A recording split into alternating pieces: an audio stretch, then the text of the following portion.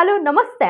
ನಾನು ನಿಮ್ಮ ಯಶಾರ್ ಮೋಟಿವೇಶನಲ್ ಚಾನಲ್ಗೆ ಸ್ವಾಗತ. ಸ್ನೇಹಿತರೆ, ಇವತ್ತಿನ ಟಾಪಿಕ್ ಬಂದು ನಾವೇನಾದರೂ ಗಣಿತದಲ್ಲಿ ಮಗ್ಗಿನ ಬಹೆಟ್ ಮಾಡ್ತಕ್ಕಂಥದ್ದು, ದೇಶದ ರಾಜ್ಯದ ಹೆಸರುಗಳನ್ನ ಬಹೆಟ್ ಮಾಡ್ತಕ್ಕಂಥದ್ದು, ಅಥವಾ ಎಕ್ಸಾಮ್ಸ್ನಲ್ಲಿ ಟಾಪರ್ ಬರೋದಕ್ಕೋಸ್ಕರ ನಾವು ಆ ಕ್ವಶನ್ಸ್ನ ಬಹೆಟ್ ಮಾಡ್ತಕ್ಕಂಥದ್ದು, ಇದು ಇಂಟೆಲಿಜೆನ್ಸ್ನ ಗುಣಗಳಲ್ಲ. ಇಂಟೆಲಿಜೆನ್ಸ್ಗೆ ತನ್ನದೇ ಆದ ಸ್ಟ್ಯಾಂಡರ್ಡ್ ಇದೆ, ತನ್ನದೇ ಆದ ಡೆಫಿಷನ್ಸ್ ಇದೆ. ಸೊ ಸಮಾಜದಲ್ಲಿ how to work, how to think, how to talk, how to behaviour, what you do, ಈ ರೀತಿ ಒಂದು ಇಂಟೆಲಿಜೆನ್ಸ್ಗೆ ಇನ್ಕ್ಲೂಡ್ ಆಗ್ತಾ ಹೋಗುತ್ತೆ.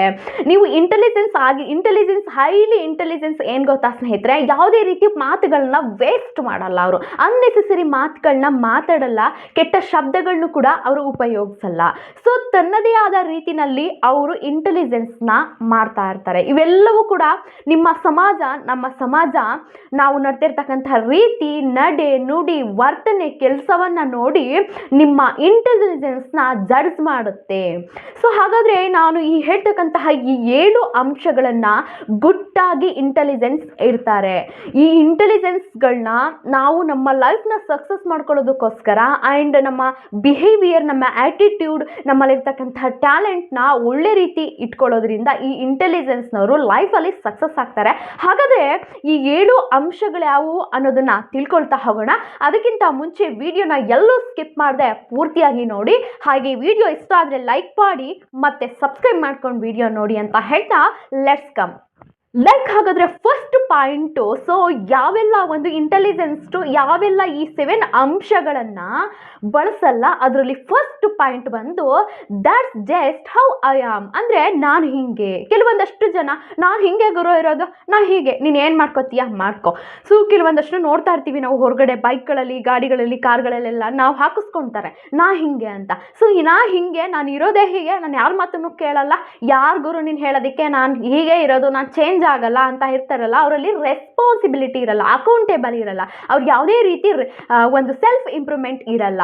ಈ ಒಂದು ಇಂಟೆಲಿಜೆನ್ಸ್ ಪುರುಷರು ಯಾವುದೇ ರೀತಿ ಈ ಮಾತನ್ನ ನಾ ಹಿಂಗೆ ಅಂತ ಅನ್ಕೊಳ್ಳಲ್ಲ. ಪ್ರತಿಯೊಂದು ವಿಷಯಗಳನ್ನ ಸೆಲ್ಫ್ ಇಂಪ್ರೂವ್ಮೆಂಟ್ ಮಾಡ್ಕೊಳ್ಳೋದರಲ್ಲಿ ತೊಡಗಿಸ್ಕೊಳ್ತಾ ಇರ್ತಾರೆ. ಯಾವುದೇ ಒಂದು ವಿಷಯನ ಹೇಳ್ತಾ ಇದ್ರು ಕೂಡ ಅದನ್ನ ಆಕ್ಸೆಪ್ಟ್ ಮಾಡ್ಕೊಳ್ಳೋದಕ್ಕೆ ಸಾಧ್ಯ ಆಗುತ್ತೆ. ಅವರು ಹೀಗೆ, ನಾನು ಹಿಂಗೆ ಗುರು, ನಾನು ಏನು ಮಾಡ್ಕೋತೀಯಾ ನೀನು ಮಾಡ್ಕೊ, ನಾನು ಹಿಂಗೆ ಅನ್ನೋದನ್ನ ನೀವು ಮನಸ್ಸಲ್ಲಿ ಅಥವಾ ಮೈಂಡಲ್ಲಿ ಫಿಕ್ಸ್ ಆಯಿತು ಅಂತಂದರೆ ಯಾವುದೇ ರೀತಿ ನಿಮಗೆ ರೆಸ್ಪಾನ್ಸಿಬಿಲಿಟಿ ಇರಲ್ಲ ಆ್ಯಂಡ್ ಯಾವುದೇ ರೀತಿ ಅಕೌಂಟೇಬಲ್ ಇರಲ್ಲ ಆ್ಯಂಡ್ ಯಾವುದೇ ರೀತಿ ಲೈಫಲ್ಲಿ ಸೆಲ್ಫ್ ಇಂಪ್ರೂವ್ಮೆಂಟ್ನ ನೀವು ಮಾಡ್ಕೊಳ್ಳಿಕ್ಕೆ ಸಾಧ್ಯ ಆಗಲ್ಲ. ಬಿಕಾಸ್ ನಿಮ್ಮನ್ನು ನೀವೇ ನಾನು ಹೀಗೆ, ನೀನು ಏನು ಮಾಡ್ಕೋತೀಯ ಮಾಡ್ಕೋ ಅನ್ನೋದರಲ್ಲಿ ಮೈಂಡ್ ಸೆಟ್ ಫಿಕ್ಸ್ ಆಗಿದೆ. ಹಾಗಾಗಿ ಒಂದು ಒಳ್ಳೆ ಇಂಟೆಲಿಜೆನ್ಸ್ ಪುರುಷರು ಈ ಒಂದು ಗುಣಗಳನ್ನ ಅಳವಡಿಸ್ಕೊಂಡಿರಲ್ಲ. ಅವ್ರದ್ದೇ ಆದಂಥ ಲೈಫಲ್ಲಿ ಸೆಲ್ಫ್ ಇಂಪ್ರೂವ್ಮೆಂಟ್ನ ತನ್ನದೇ ಆದಂಥ ಕ್ಷೇತ್ರದಲ್ಲಿ ಮುಂದುವರಿಸ್ಕೊಳ್ತಾ ಹೋಗ್ತಾರೆ. ಸೆಕೆಂಡ್ ಪಾಯಿಂಟ್ ಏನಂತ ಅಂದರೆ I know already it. So ಇದರ ಅರ್ಥ ಏನಂತ ಅಂದರೆ, ನನಗೆ ಇದೆಲ್ಲ ಆಲ್ರೆಡಿ ಎಲ್ಲ ಗೊತ್ತಿದೆ, ನಂಗೆ ಮುಂಚೆನೇ ಗೊತ್ತು, ನೀವೇನು ಹೇಳಿ ಇದಾಗುತ್ತೆ ಅಂತ ನನಗೆ ಗೊತ್ತಿತ್ತು. ಸೊ ಯಾವ ಒಬ್ಬ ವ್ಯಕ್ತಿ ನನಗೆ ಎಲ್ಲ ಗೊತ್ತಿತ್ತು ಅನ್ನೋದನ್ನ ಮೊದಲೇ ಹೇಳ್ತಾನೋ ಅವನು ಕ್ಲೋಸೆಡ್ ಮೈಂಡೆಡ್ ಆಗಿರ್ತಾನೆ. ಬಿಕಾಸ್ ಯಾವುದೇ ಒಬ್ಬ ಬುದ್ಧಿವಂತ ಪುರುಷ ಅಥವಾ ಇಂಟೆಲಿಜೆನ್ಸ್ ಪುರುಷ ನನಗೆ ಯಾವುದೇ ಒಂದು ಹೊಸ ವಿಷಯಗಳನ್ನ ತಿಳಿತಾ ಇದ್ರು ಕೂಡ ಅದನ್ನು ನಾನು ಏನೋ ಕಲಿಯೋದಿದೆ ಅನ್ನೋದನ್ನು ಆಕ್ಸೆಪ್ಟ್ ಮಾಡ್ತಾ ಹೋಗ್ತಾನೆ. ಫಾರ್ ಎಕ್ಸಾಂಪಲ್, ನೀವು ಒಂದು ಬುಕ್ಕನ್ನು ಮತ್ತೆ ಮತ್ತೆ ಮತ್ತೆ ಓದ್ತಾ ಇದ್ರೆ ಅದರದೇ ಅಂತ ರೀತಿಯಲ್ಲಿ ನಾಲೆಡ್ಜ್ ಸಿಗ್ತಾ ಹೋಗುತ್ತೆ. ಸೊ ಒಬ್ಬ ಎದುರುಗಡೆ ವ್ಯಕ್ತಿ ಇರ್ತಕ್ಕಂಥ ವ್ಯಕ್ತಿ ಏನೋ ಒಂದು ವಿಷಯನ ಮಾತಾಡ್ತಿದ್ದಾನೆ ಅಂತಂದ್ರೆ ಅದನ್ನ ನೀವು ಪೇಷನ್ಸ್ ಇಂದ ಕೇಳಬೇಕು. ಸೊ ಅದು ನನಗೆ ಗೊತ್ತೇ ಇದೆ ಬಿಡು ಗುರು, ಅದು ಗೊತ್ತಿರೋದನ್ನ ಹೇಳ್ತಿದ್ದಾನೆ, ಆ ವ್ಯಕ್ತಿ ಯಾವ ಒಂದು ಕಾನ್ಸೆಪ್ಟ್ ಇಂದ ಅರ್ಥ ಮಾಡ್ಕೊಂಡು ನಮಗೆ ಹೇಳ್ತಾ ಇದ್ದಾನೆ ಅನ್ನೋದನ್ನ ನಾವು ಅರ್ಥ ಮಾಡ್ಕೋಬೇಕಾಗುತ್ತೆ. ಬಿಕಾಸ್ ನಮಗೆ ಏನಾದರೂ ಒಂದು ಅದರಿಂದ ನಾಲೆಡ್ಜ್ ಸಿಗಬಹುದು. ಪೇಷನ್ಸ್ ಅನ್ನೋದು ಮುಖ್ಯ. ಹಾಗಾಗಿ ಈ ಒಂದು ಬುದ್ಧಿವಂತ ಪುರುಷ ಯಾವುದೇ ಕಾರಣಕ್ಕೂ ನನಗೆ ಎಲ್ಲ ಗೊತ್ತು ಅಂತ ಯಾವುದೇ ಕಾರಣಕ್ಕೂ ಹೇಳಕ್ಕಾಗಲ್ಲ. ಅದಕ್ಕೆ ಅವರು ಬುದ್ಧಿವಂತರಾಗಿರೋದು. ಅದಕ್ಕೆ ನೀವು ಅನ್ನೆಸೆಸರಿಯಾಗಿ ಒಂದು ಏನೋ ನನಗೆಲ್ಲ ಉಡಾಪೆ, ನನಗೆಲ್ಲ ಗೊತ್ತು ಗುರು, ನೀವೇನು ಮಾಡ್ಕೊಳಕ್ಕಾಗುತ್ತೆ, ಈ ವಿಷಯ ನನಗೆ ಮೊದಲೇ ಗೊತ್ತಿತ್ತು, ಹೀಗಾಗುತ್ತೆ ಅಂತ ನನಗೆ ಗೊತ್ತಿತ್ತು, ಅದನ್ನು ದಿಸ್ ಲಾಟ್ ಲೈಫ್ ಅದಲ್ಲ. ಲೈಫು ನಮ್ಗೆ ಏನೇ ವಿಷಯ ಗೊತ್ತಿದ್ರು ಕೂಡ ಒಬ್ಬ ವ್ಯಕ್ತಿ ಏನೇ ಹೇಳ್ತಾ ಇದ್ದಾನೆ ಅಂದರೂ ಕೂಡ ಅದನ್ನು ಅಕ್ಸೆಪ್ಟ್ ಮಾಡ್ಕೋಬೇಕು. ಯಾವ ಒಂದು ಥಾಟ್ನಿಂದ ಅವನು ಹೇಳ್ತಾ ಇದ್ದಾನೆ ಅನ್ನೋದು ಮೈಂಡ್ ಸೆಟ್ಟಿಗೆ ಬಂದರೆ ಖಂಡಿತವಾಗಿ ಕೂಡ ನಾವು ಲೈಫಲ್ಲಿ ಎಲ್ಲ ವಿಷಯನ ತಾಳ್ಮೆಯಿಂದ ಕಲಿತಕ್ಕಂಥದ್ದನ್ನು ಕಲ್ತ್ಕೊಳ್ಬಹುದು. ನೆಕ್ಸ್ಟ್ ಪಾಯಿಂಟ್ ಏನಂತ ಅಂದರೆ ದಟ್ ಈಸ್ ಇಂಪಾಸಿಬಲ್. ಈ ಬುದ್ಧಿವಂತ ಇಂಟೆಲಿಜೆನ್ಸ್ ಅಲ್ಲದೆ ಇರ್ತಕ್ಕಂಥ ವ್ಯಕ್ತಿಗಳು ಏನೇ ಒಂದು ಟಾಸ್ಕ್ನ ಕೊಡಲಿ, ಯಾವುದೇ ಒಂದು ಕ್ಷೇತ್ರಕ್ಕೆ ಇದು ಸಾಧ್ಯ ಆಗಲ್ಲ, ಇದು ಸಾಧ್ಯನೇ ಇಲ್ಲ, ಅಸಾಧ್ಯವಾದ ಕೆಲಸ, ನನ್ನ ಕೈಲಿ ಆಗಲ್ಲ ಅಂತ ಕೂತ್ಕೊಬಿಡ್ತಾರೆ. ಸೊ ಬುದ್ಧಿವಂತ ಪುರುಷರು ಏನು ಮಾಡ್ತಾರೆ, ಯಾಕೆ ಇಂಪಾಸಿಬಲ್ ಆಗುತ್ತೆ, ನಾನು ಪಾಸಿಬಲ್ ಟ್ರೈ ಮಾಡ್ತೀನಿ, ಟ್ರೈ ಎಗೇನ್ ಟ್ರೈ ಮಾಡ್ತಾ ಇರ್ತಾರೆ. ಯಾವುದೇ ಕಾರಣಕ್ಕೂ ಅವರು ಟ್ರೈ ಮಾಡ್ದೇನೆ ಸೋಲನ್ನು ಒಪ್ಕೊಳ್ಳೋದೇ ಇಲ್ಲ. ಏನೇ ಒಂದು ಟಾಸ್ಕ್ ಬರಲಿ, ಎಂಥದ್ದೇ ಒಂದು ಕ್ರಿಟಿಕಲ್ ಸಿಚುವೇಶನ್ ಬರಲಿ, ಎಂಥದ್ದೇ ಕ್ಷೇತ್ರ ಕ್ಷೇತ್ರದಲ್ಲಿ ಅವರು ಕೆಲಸವನ್ನು ಮಾಡ್ತಾ ಇರಲಿ, ಅದನ್ನು ನಾನು ಒಮ್ಮೆ ಮಾಡೇ ಮಾಡ್ತೀನಿ, ಯಾಕೆ ಇಂಪಾಸಿಬಲ್ ಆಗುತ್ತೆ, ಪಾಸಿಬಲ್ ಆಗಂತ ಅದನ್ನು ಸೊಲ್ಯೂಷನ್ ಹುಡುಕ್ತಾರೆ ಅಂತ ಒಂದು ಕಾಮ್ ಮೈಂಡ್ ಅವರಿಗಿರುತ್ತೆ. ಈ ಒಂದು ಬುದ್ಧಿ ಇಲ್ಲದೆ ಇರ್ತಕ್ಕಂತಹ ಒಂದು ಮೆಂಟಲಿ ಒಂದು ನನಗಿದಾಗಲ್ಲಪ್ಪ, ಈಗ ನನಗೆ ಇದ್ದಷ್ಟಕ್ಕೆ ಸಾಕು, ನನ್ನ ರಿಸ್ಕ್ ತೊಗೊಳಕ್ಕೆ ನನಗಾಗಲ್ಲ ಅಂತಕ್ಕಂಥವ್ರು ಯಾವುದೇ ಕಾರಣಕ್ಕೂ ಯಾವುದನ್ನೇ ಟ್ರೈ ಮಾಡ್ದೇ ಅವರ ಸೋಲನ್ನು ಅವರೇ ಒಪ್ಕೊಬಿಡ್ತಾರೆ. ಇವರು ಲೈಫಲ್ಲಿ ಯಾವುದೇ ಕಾರಣಕ್ಕೂ ಕೂಡ ಉದ್ಧಾರ ಆಗೋಕ್ಕಾಗಲ್ಲ, ಯಾವುದೇ ರೀತಿ ಅವ್ರನ್ನ ಗೋಲ್ನ ಅಚೀವ್ ಮಾಡಲಿಕ್ಕೆ ಸಾಧ್ಯ ಆಗಲ್ಲ, ಯಾವುದೇ ರೀತಿ ಅವರ ಸಕ್ಸಸ್ ಮಾಡ್ಕೊಳ್ಳೋದಕ್ಕೆ ಸಾಧ್ಯನೇ ಆಗಲ್ಲ. ಬಟ್ ಈ ಬುದ್ಧಿವಂತ ಹಾಗೂ ಇಂಟೆಲಿಜೆನ್ಸ್ ಪುರುಷರು ಏನು ಮಾಡ್ತಾರೆ, ಎಂತಹದ್ದೇ ಕ್ರಿಟಿಕಲ್ ಪರಿಸ್ಥಿತಿ ಬಂದರೂ ಕೂಡ ಎಗೇನ್ ಟ್ರೈ ಮಾಡ್ತಾ ಅವರು ಇಂಪಾಸಿಬಲ್ ಅನ್ನೋದನ್ನು ಪಾಸಿಬಲ್ ಮಾಡ್ತಾರೆ. ನೆಕ್ಸ್ಟ್ 4th ಪಾಯಿಂಟ್ ಏನಂತಂದರೆ, that is not my fault. ಅಂತಂದರೆ ನಾನು ಯಾವುದೇ ರೀತಿ ತಪ್ಪು ಮಾಡಿಲ್ಲ, ನಾನು ಯಾಕೆ ಒಪ್ಕೊಳ್ಳಿ ಅದನ್ನು.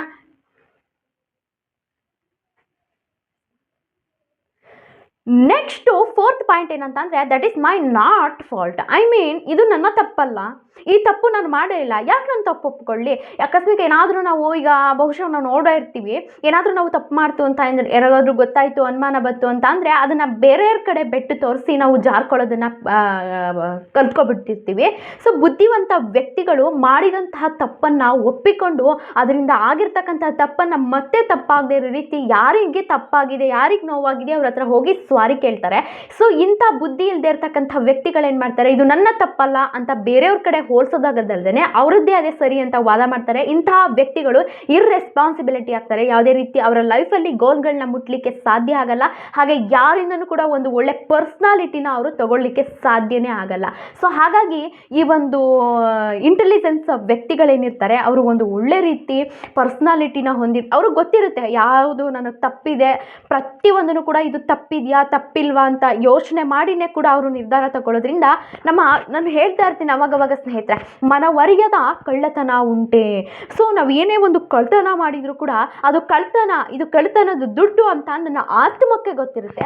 ನಾವು ಯಾರನ್ನು ಕೂಡ ಮರೆಮಾಚಿದ್ರೂ ಕೂಡ ಈ ಆತ್ಮನ ಕೂಡ ಯಾವುದೇ ಕಾರಣಕ್ಕೂ ಮರೆಮಾಚಲಿಕ್ಕೆ ಸಾಧ್ಯ ಅಲ್ಲ. ಯಾವುದೋ ವಸ್ತುನ ನಾವು ತೊಗೊಂಡು ಬಂದಿರ್ತೀವಿ ರೀ, ಅದು ತಪ್ಪು ಅನ್ನೋದು ನಮಗೆ ಗೊತ್ತಿರುತ್ತೆ, ನಮ್ಮ ಮನವರಿ ಅದು ಕೊರಿತಾ ಇರುತ್ತೆ, ಅದನ್ನು ತಪ್ಪಿಸ್ಲಿಕ್ಕೆ ಯಾರ ಕೈಲಿಂದ ಸಾಧ್ಯ ಆಗಲ್ಲ. ಹಾಗಾಗಿ ಇಂಟೆಲಿಜೆನ್ಸ್ ವ್ಯಕ್ತಿಗಳಿಗೆ ಪ್ರತಿಯೊಂದನ್ನು ಗೋಲ್ಗಳನ್ನ ಹೇಗೆ ಅಚೀವ್ ಮಾಡಬೇಕು, ಹೇಗೆಲ್ಲ ನಿಭಾಯಿಸ್ಬೇಕು ಅನ್ನೋದು ಗೊತ್ತಿರುತ್ತೆ. ಹಾಗಾಗಿ ಯಾರೊಟ್ಟಿಗೂ ಕೂಡ ಅವರು ಇದು ನನ್ನ ತಪ್ಪಲ್ಲ, ಇದು ತಪ್ಪಾಗಿದ್ರೆ ತಪ್ಪು, ಸಾರಿ, ನೆಕ್ಸ್ಟು ಅದರಿಂದ ಕಲ್ತಿರ್ತಕ್ಕಂತಹ ಅನುಭವ ನೆಕ್ಸ್ಟ್ ಬರಬಾರ್ದು ಅನ್ನೋದನ್ನು ಡಿಸಿಷನ್ ತೊಗೊಂಡು ಅವ್ರ ಲೈಫ್ ಕಡೆ ಸಕ್ಸಸ್ ಕಡೆ ಹೋಗ್ತಾರೆ. ನೆಕ್ಸ್ಟು 5th ಪಾಯಿಂಟ್ ಏನಂತಂದರೆ, I don't need help any.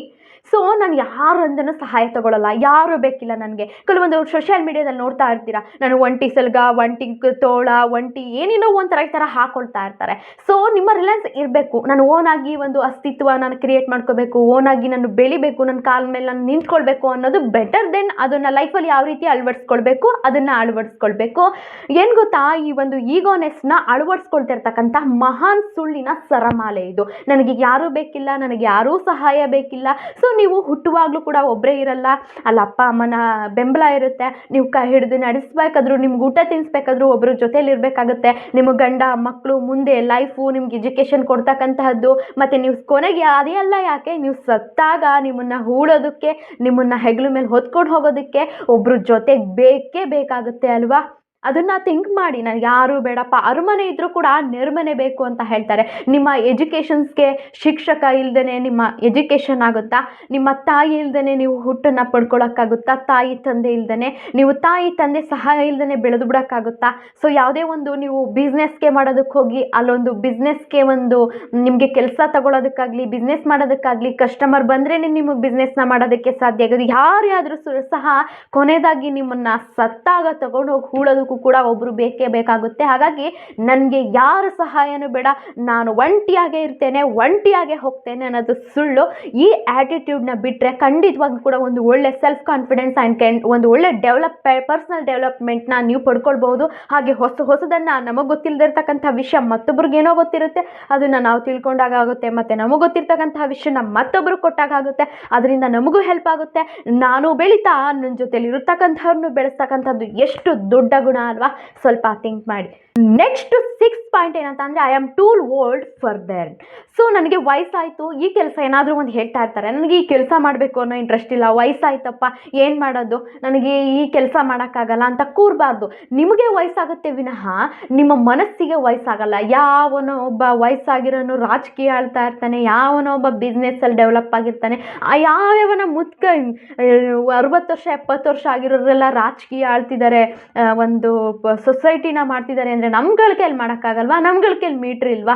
ಆ ಒಂದು ಮೆಂಟ ನನಗೆ ವಯಸ್ಸಾಗೋಯ್ತು, ಇರೋಷ್ಟು ದಿನ ಭಗವಂತ ನಮಗೆ ಇಲ್ಲಿ ಕಳಿಸಿದ್ದಾನೆ ಅಂತ ಅಂದರೆ ಅದಕ್ಕೂ ಎಂಡ್ ಅನ್ನೋದನ್ನು ಒಂದು ಫಿಕ್ಸ್ ಮಾಡಿರ್ತಾನೆ. ನಮ್ಮ ಪ್ರಯತ್ನ ನಮ್ಮ ಕೈಲಿರಬೇಕು. ನಾವು ಮಾಡ್ತಕ್ಕಂಥ ಸೋಂಬಾರಿತನ ಆಗುತ್ತೆ. ವಯಸ್ಸಾಗೋಯ್ತು, ನನಗೆ ಏನು ಮಾಡ್ಲಿಕ್ಕೆ ಸಾಧ್ಯ ಆಗುತ್ತೆ?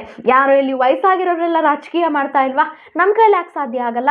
ನಾವೇ ಅದನ್ನು ಆರೋಗ್ಯವನ್ನು ಸಬ್ಕಾನ್ಸಿಯಸ್ ಮೈಂಡಿಗೆ ಹದಗೆಡಿಸ್ತಾ ಇರೋರು ನೀವೇ.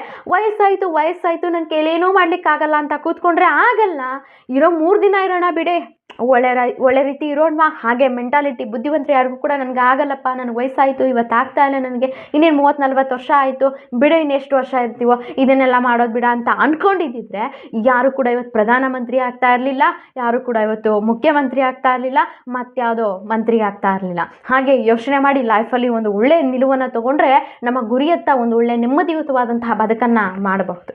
ಸೊ ಲಾಸ್ಟ್ 7th ಪಾಯಿಂಟ್ ಏನಂತ ಅಂದರೆ I am too busy. So ನನಗೆ ಸಮಯವಿಲ್ಲ. ಯಾವ ಒಬ್ಬ ಇರ್ರೆಸ್ಪಾನ್ಸಿಬಲ್ ವ್ಯಕ್ತಿ ನನಗೆ ಸಮಯವಿಲ್ಲ, ನನಗದು ಮಾಡೋಕ್ಕಾಗಲ್ಲ, ನನಗಿದು ಮಾಡೋಕ್ಕಾಗಲ್ಲ ಅಂತ ಹೋಗ್ತಾನೋ ಅವನ ಜೀವನದಲ್ಲಿ ಯಾವುದನ್ನು ಕೂಡ ಸಾಧನೆ ಮಾಡೋದಕ್ಕೆ ಸಾಧ್ಯ ಆಗಲ್ಲ. ಸೊ ನನಗೇನೋ ಬಂತು, I will do night time. ಯಾವ ವ್ಯಕ್ತಿ ಒಂದು ಟೈಮ್ ಮ್ಯಾನೇಜ್ಮೆಂಟ್ನ ಮಾಡಿರಲ್ವೋ, ಲೈಫ್ನ ಒಂದು ಒಳ್ಳೆ ಮ್ಯಾನೇಜ್ಮೆಂಟ್ ಆಗಿ ತೊಗೊಂಡು ಹೋಗ್ತಾ ಇರಲ್ವೋ, ಯಾವುದೇ ಕಾರಣಕ್ಕೂ ಕೂಡ ನೆಮ್ಮದಿಯಾಗಿ ಒಂದು ಸಕ್ಸಸ್ಫುಲ್ ಲೈಫ್ನ ಮಾಡಲಿಕ್ಕೆ ಸಾಧ್ಯ ಇಲ್ಲ. ಪ್ರತಿಯೊಂದಕ್ಕೂ ಕೂಡ ಒಂದು ಟೈಮ್ ಮ್ಯಾನೇಜ್ಮೆಂಟ್ ಇರುತ್ತೆ. ಪ್ರತಿಯೊಂದಕ್ಕೂ ಕೂಡ ಆಗಿಲ್ಲದೆ ಹೇಳಿದಾರೆ 24 hours ಅಂತ. ಪ್ರತಿಯೊಂದಕ್ಕೂ ನಾವು ನಿದ್ದೆ ಹೇಗೆ ಮಾಡ್ತೀವಿ, ಊಟದ ಟೈಮ್ ಹೇಗೆ ಮಾಡ್ತೀವಿ, ಮತ್ತು ನೆಕ್ಸ್ಟ್ ಏನೇನು ಕಾರ್ಯಕ್ರಮಗಳನ್ನೆಲ್ಲ ಮಾಡ್ತೀವಿ, ಅದಕ್ಕೆಲ್ಲ ಒಂದು ಟೈಮ್ ಸೆಟ್ ಇರುತ್ತಲ್ವ.